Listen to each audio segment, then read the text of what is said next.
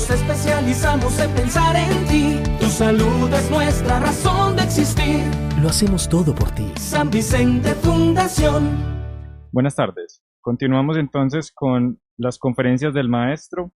Para hoy tenemos el tema falla respiratoria en niños, a cargo del doctor Augusto Quevedo Vélez. El doctor Augusto Quevedo Vélez es médico pediatra, especialista en cuidado intensivo pediátrico y magíster en ciencias clínicas. Bienvenido, doctor Quevedo. Buenas tardes, muchas gracias. Vamos a hablar un poquito acerca de la insuficiencia respiratoria en los niños.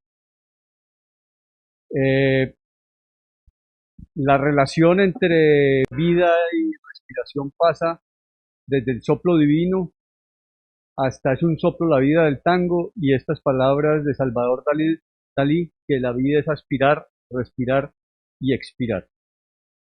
Bueno, la insuficiencia respiratoria es un síndrome multicausal, es decir, es originado por muchas patologías diversas, la mayoría de ellas respiratorias, pero que llevan a un síndrome de falla en la capacidad de llevar oxígeno a los tejidos y de llevar CO2 hacia los alvéolos para el intercambio. La clínica característica es el esfuerzo respiratorio, ya sea porque hay un esfuerzo marcado y el paciente sufre de fatiga, o bien porque no hay un esfuerzo por diversos tipos de patología neural o muscular que impiden que el paciente respire. Entonces, la marca de la falla respiratoria es el esfuerzo, ya sea exagerado o mínimo. En el laboratorio lo principal es la alteración de los gases sanguíneos, tanto la hipoxemia como la hipercarbia o hipoxemia pura, y los efectos tisulares fundamentalmente son los cambios en el metabolismo celular que llevan a disfunción orgánica progresiva y, si no se interviene apropiadamente, a la muerte del paciente. Si bien entonces vemos que la falla respiratoria es principalmente de origen en el aparato respiratorio, la falla del parénquima pulmonar o de las vías aéreas también tiene que ver con otros sistemas, y otros sistemas pueden llevar a la falla respiratoria: el sistema cardiovascular, el sistema nervioso central, el sistema nervioso periférico, ¿sí? Y la parte estructural anatómica del tórax, cuando tiene también dificultades, puede llevar a la insuficiencia respiratoria aguda. Digamos que las muertes por infección respiratoria aguda y falla respiratoria en general han disminuido un poco en los últimos 10 años, pero siguen siendo responsables de la muerte de un 20% de los menores de 5 años y de la mitad de los ingresos a cuidado intensivo pediátrico. Esa mortalidad sucede principalmente en los países en vía de desarrollo. La era post-COVID y la pandemia que sufrimos ahora de pronto han modificado un poco, porque la expresión clínica no es tan marcada en los niños y el uso de mascarilla por los cuidadores ha disminuido la patología respiratoria tipo virus de influenza, parainfluenza, adenovirus y otros que llevaban a los niños a falla respiratoria. La insuficiencia respiratoria, si bien afecta principalmente la parte de vías aéreas y alvéolos, termina afectando el sistema cardiovascular, y en pediatría realmente sucede una insuficiencia cardiorrespiratoria que implica que las intervenciones que vamos a hacer como médicos van a tener que incluir no solamente el aparato respiratorio, sino el aparato cardiovascular. Como ya lo dijimos, el marcador fundamental es el esfuerzo, ya sea porque está exagerado o porque no existe, y el marcador de laboratorio son la hipoxemia y o la hipercarbia. Bueno, hay algunas diferencias importantes que ponen a los niños en un mayor riesgo de insuficiencia respiratoria y hay unas diferencias anatómicas y funcionales que lo explican. La cavidad nasal de los niños es más pequeña, el tejido linfoide es hipertrófico en los primeros años de vida, el crecimiento de las amígdalas y adenoides tan frecuentes en los niños también generan un proceso obstructivo nasal, la cavidad oral es más pequeña, la lengua es más grande, es un poco más dificultoso permeabilizar la vía aérea. Hay algunos síndromes como el síndrome de Down en el cual la macroglosia también hace que sea más difícil el manejo de la vía aérea. La laringe y la glotis están en posición más cefálica y más anterior, lo que hace que la hiperextensión del cuello para intubar dificulte el acceso de la vía aérea. Los anillos traqueales son cartilaginosos y frágiles, se colapsan fácilmente. La musculatura cervical es débil y eso hace que sea más propensa a que se traumaticen las vías aéreas. Las mucosas y submucosas son más hiperémicas. El sistema mucociliar no funciona igual, la dinámica mucociliar está afectada. La resistencia de las vías aéreas por la ley de Poiseuille está muy elevada debido a que su diámetro es muy pequeño. Las trompas de Eustaquio están en posición más vertical y hacen que el niño sufra otitis media más fácil porque alimentarse acostado facilita el ingreso de alimentos a ellas. El tórax es un poco más en tonel, entonces la respiración es más diafragmática. El niño tiene que utilizar el diafragma para respirar principalmente y cualquier entidad abdominal que ocupe espacio o restrinja el tórax puede llevar a falla respiratoria. La caja torácica cartilaginosa también es más débil, hay una menor distensibilidad pulmonar. La capacidad pulmonar total está disminuida con respecto a los adultos. La capacidad residual funcional también es muy baja. Usualmente en los adultos es el 50% de la capacidad pulmonar total y en los niños es solo el 15%, lo que hace que el colapso alveolar, aún en la respiración espontánea, pueda producirse y los pone a mayor riesgo de atelectasias. El centro respiratorio de los niños pequeños es inmaduro. Al contrario de los niños mayores, que la hipoxia y la hipercarbia generan estímulo respiratorio y taquipnea, en los prematuros y los recién nacidos la hipoxemia puede producir apnea y es una de las causas importantes de apnea en el recién nacido. Tienen un mayor consumo de oxígeno basal, 6 mililitros por minuto por kilo comparado con 4 del adulto. Tienen frecuencias cardíacas más altas basales, lo que hacen que su reserva sea menor y lo mismo las frecuencias respiratorias. Tienen también desventajas inmunológicas. Su piel es más delgada y con más contenido de agua, sus barreras son más débiles, sus mucosas tienen menos inmunoglobulina A, los linfocitos T, la mayoría son desnudos, es decir, no tienen preparación antigénica, tienen menor cantidad de células NK, menor cantidad de complemento y eso hace que las infecciones progresen y lleven a falla respiratoria mucho más rápido que en niños mayores. Vamos a mirar fisiopatológicamente cuáles son las causas de falla respiratoria en los niños. Entonces, la alteración de la ventilación-perfusión, digamos que es tal vez la causa más importante de falla respiratoria en los niños. También cuando ese proceso es exagerado y no se produce fundamentalmente ventilación y persiste la perfusión, se considera que hay shunt y produce hipoxemia severa refractaria al suministro de oxígeno. Cuando hay alteraciones de la difusión, que si bien es raro en niños también se puede presentar, o cuando hay hipoventilación, ya sea de origen neuromuscular o de origen obstructivo de la vía aérea. Entonces, en la hipoventilación usualmente se mantiene la diferencia alvéolo capilar en los niños, no hay cambio en la diferencia alvéolo capilar. Estos pacientes usualmente son dos escenarios. Uno, el que tiene pérdida del esfuerzo respiratorio y retiene CO2 porque hay una inflamación de las raíces nerviosas o de los nervios o del músculo o porque hay intoxicaciones o enfermedades del sistema nervioso central que lo deprimen y hace que se pierda el esfuerzo respiratorio. Estos pacientes entonces no tienen buen esfuerzo respiratorio y entran en hipoventilación con la característica, con el característico incremento de la presión de CO2. O los que se acompañan con el esfuerzo respiratorio, ya sea por obstrucción de vía aérea superior, como el CRUB, la epiglotitis, la traqueitis bacteriana, el cuerpo extraño en la vía aérea, la papilomatosis o la anafilaxia y el angioedema.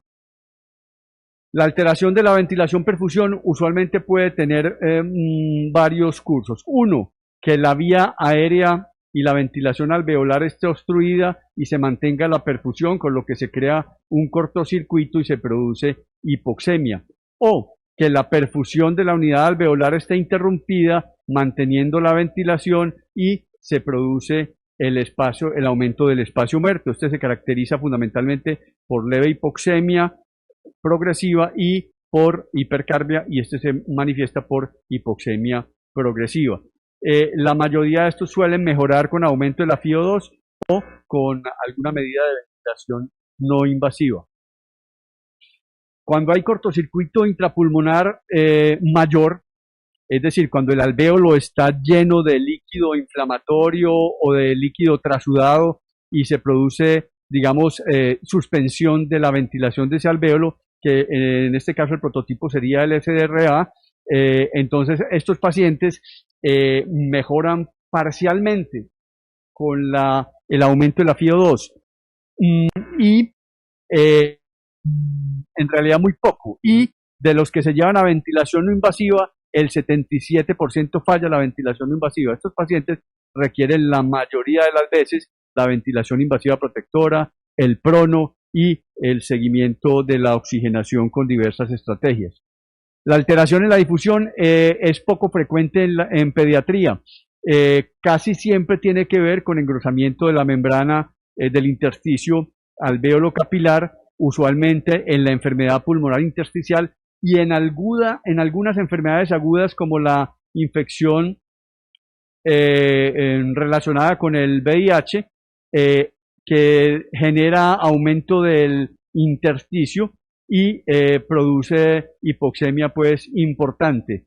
Estos pacientes clásicamente no mejoran con el reclutamiento alveolar, mejoran parcialmente con el aumento de la FiO2 y clásicamente empeoran con la ventilación asistida o con el inotrópico. ¿Cómo enfocamos a estos pacientes? Entonces, cuando llega un niño a un servicio de urgencias, hay que hacer una evaluación inicial que no requiere ningún instrumento diferente a la vista, el oído y el tacto, ¿sí? Que es el triángulo de la evaluación pediátrica, que corresponde a evaluar la apariencia general del niño. Tal vez en ninguna especialidad es tan importante la apariencia como en la pediatría. Evaluar la respiración y evaluar la circulación. Esas tres evaluaciones permiten hacer una mirada general que nos establece qué conducta inmediata debemos tomar con ese paciente. Entonces, en cuanto a la respiración, obviamente evaluar el trabajo respiratorio, si hay aleteo nasal, si hay taquipnea, si hay retracciones, evaluar los ríos respiratorios, si el paciente tiene sibilancias audibles a distancia o estridor, ¿sí?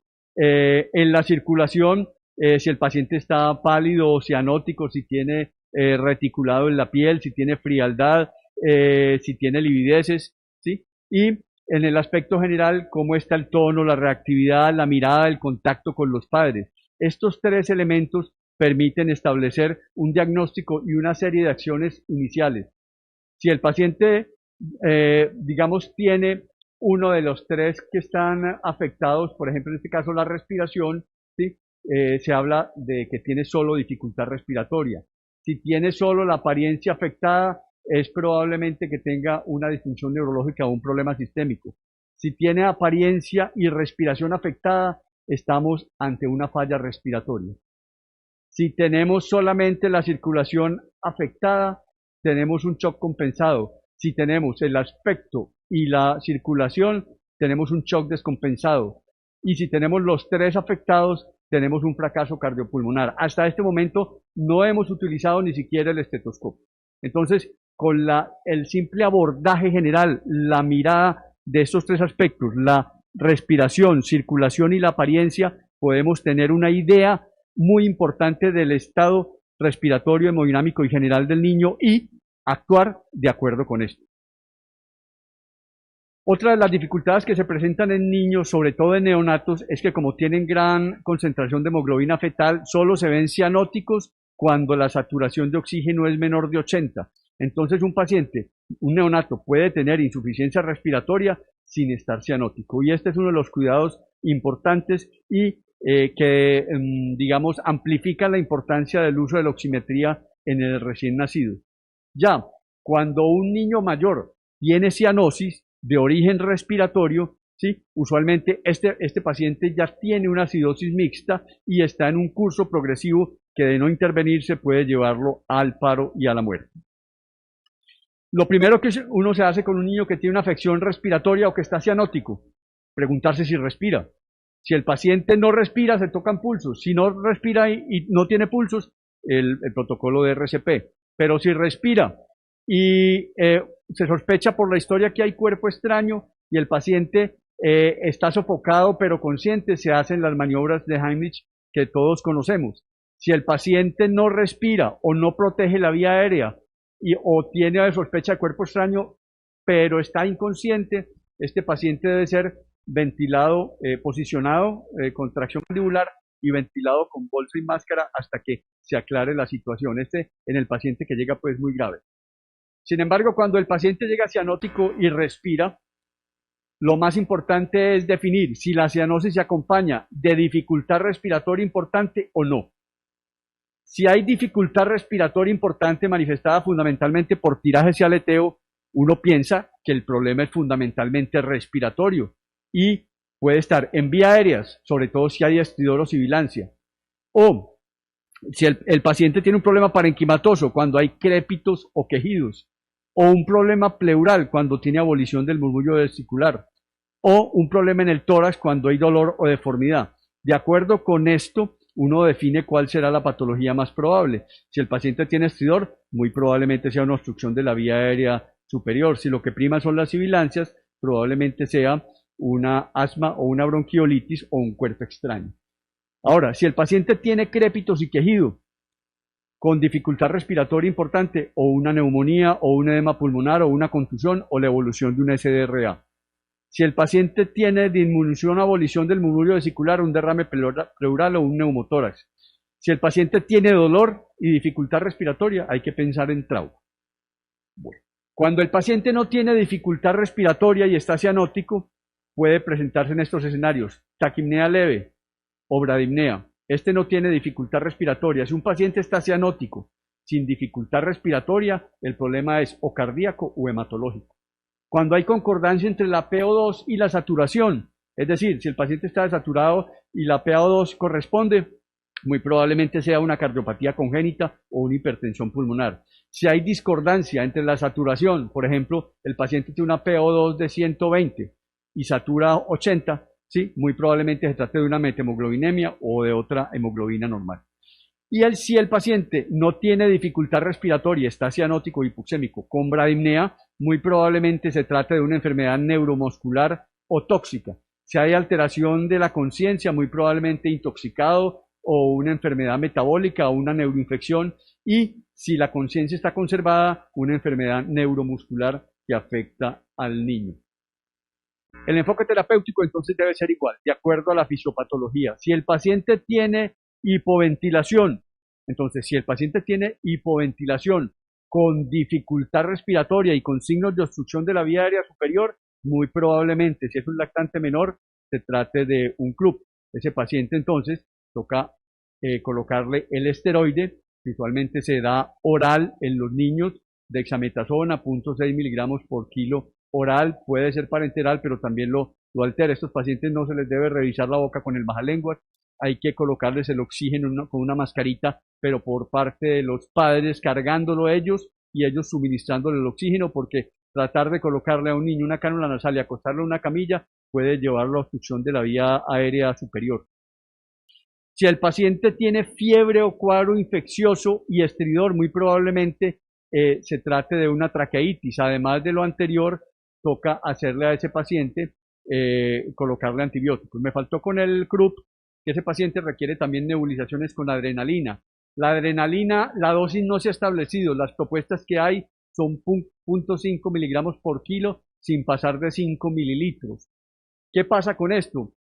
Que con mucha frecuencia se comete un error, y es que la vida media de la adrenalina, el efecto empieza más o menos a los 30 minutos, el efecto máximo es a la hora y dura 2 horas. Entonces, la nebulización con adrenalina debe hacerse a la hora, no cada 20 minutos como lo vemos en los servicios de urgencias, porque esos pacientes se ponen inquietos, sudorosos, taquicárdicos y muchas veces terminan intubados más por la terapia que le hacemos los médicos que por la enfermedad de base. Entonces, cada hora la nebulización con adrenalina y la dosis única de 0.6 miligramos por kilo oral de dexametasona.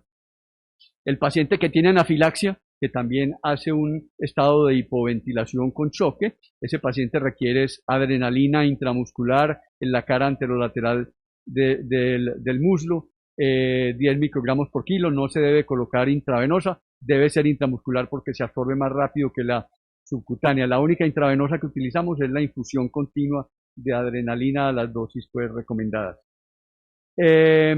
Otras obstrucciones de la vía aérea ya la inferior serían asma y bronquiolitis, que se manejarían pues con los broncodilatadores, los esteroides correspondientes. Las enfermedades neurológicas o neuromusculares usualmente requieren intubación si el paciente es incapaz de proteger la vía aérea o de toser efectivamente.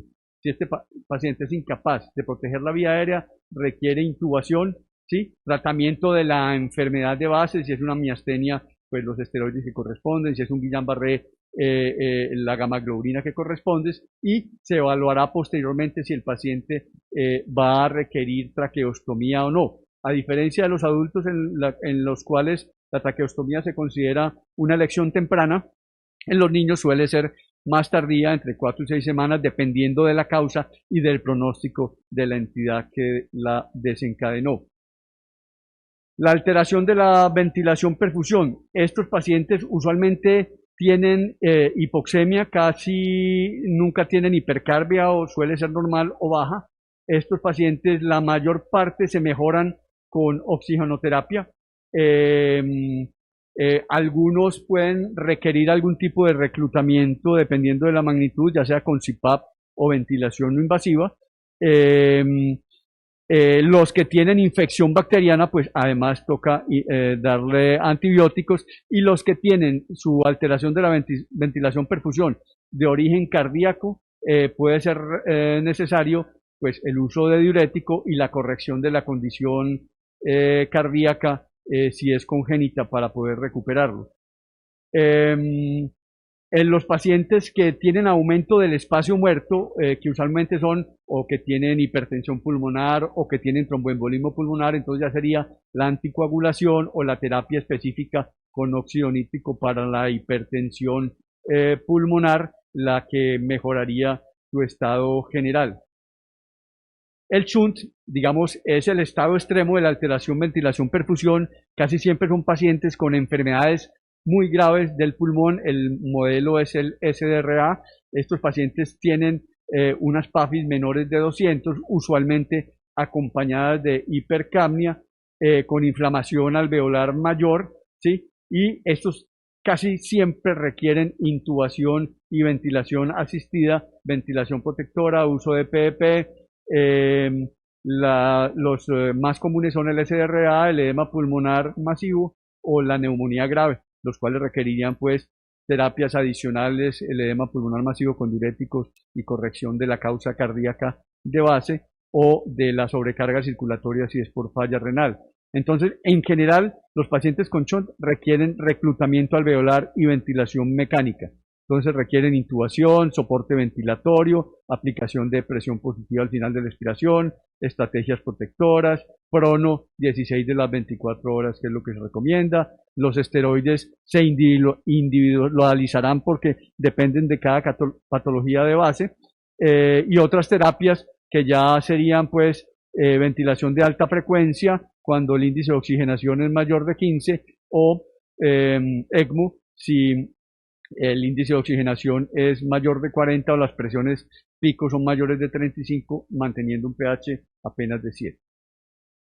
El trastorno de la difusión, digamos que es muy poco frecuente en pediatría, casi siempre son por o enfermedad pulmonar intersticial o fibrosis pulmonar y algunas veces en forma subaguda infección por neumocistis girovesi en el contexto de VIH.